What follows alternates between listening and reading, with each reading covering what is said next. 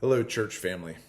Dr. Paul here, wanting to share some insight that I got from a conversation with a longtime patient of mine. One day that he came in, and this patient was a mid-80s Jewish man whom we'd had many very deep and good conversations in the past. But this was right around the time of the election, where, of course, in politics, things can become so divisive. And he honestly shared that he has some friends that he knows are very successful, but can't understand how they would have such success because he didn't understand how someone with a brain could support the conservative policies that were being offered by the other side of the aisle from where he saw truth and the proper policies.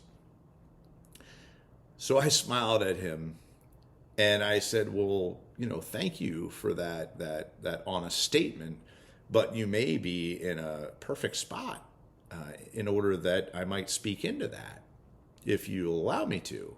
And he said, "Well, certainly, please." And so I was led to go right to the topic of abortion. I said to him, "Let's talk about that." And he said, "Perfect. I'm a lifelong liberal, therefore I'm pro-woman, and therefore I'm pro-abortion." So I said, "Great. Let me show you how upside down that stance is." I said, "Number one," I said, "an abortion is an insult to a woman's body. There's nothing pleasant. There's nothing natural about it. It is an invasive procedure on a woman's body." And I said, "Secondly, let me help you see how this is one of the foundational pieces or acts that allows for the use society that we're in, where men can use women for whatever their sexual desires, their perversions leads them to. And if by the consequence of their lustfulness and their promiscuity, a child is conceived, well, that's easy.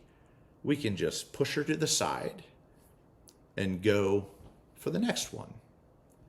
I said, the reality of today's world is that people look at marriage and say, "Oh, more than 50% of them end in failure, so what's the point?" So now, men, we need make no commitment, no sacrifice, suffer no consequence to our lustful desires of using a woman, pushing her to the side. And then I looked to him as well and I said, "And remember, more than half of those babies being aborted, being killed, would be women." This 83-year-old man picked his jaw up as he was listening intently. And he said, "Doc, I have never understood that issue in that way." And then he said, "Furthermore, everything you just said to me is 100% true." And I looked at him humbly and I said to him, "Yes, and it's not my truth. It is the truth. And the reality is that if we don't start getting this right, the last of the individuals in this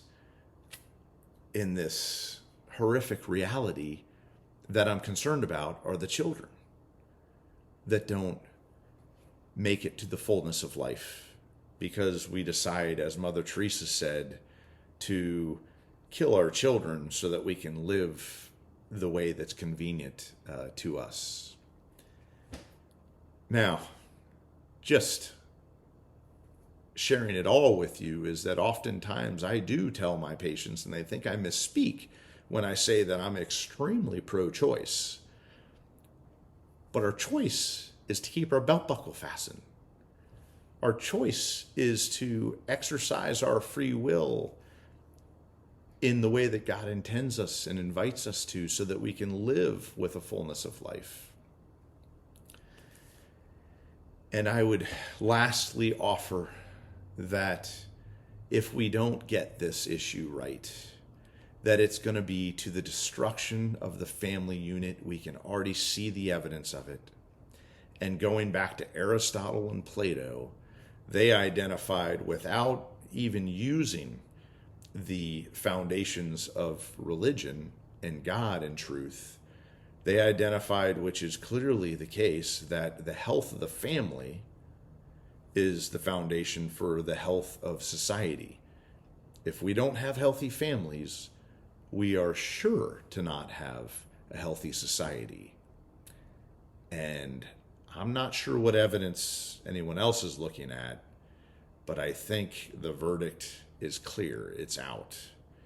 That lest we start to follow in eternal truths that always have been, they are now, and they always will be, that we're going to continue bringing condemnation on ourselves and despair and misery upon our world.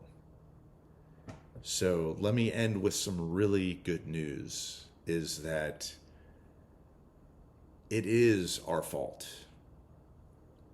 We need to speak up more clearly. We need to act appropriately. And the good news about something being our fault is that we can do something about it. If it were someone else's fault, we'd be victims to wait for those people. But please, please, I encourage us to give real consideration to this particular issue and speak out lovingly, boldly, unapologetically, but understand that we need to speak this as not our truth, but the truth with plenty of evidence to help others come to a similar conclusion and understanding. May God bless us.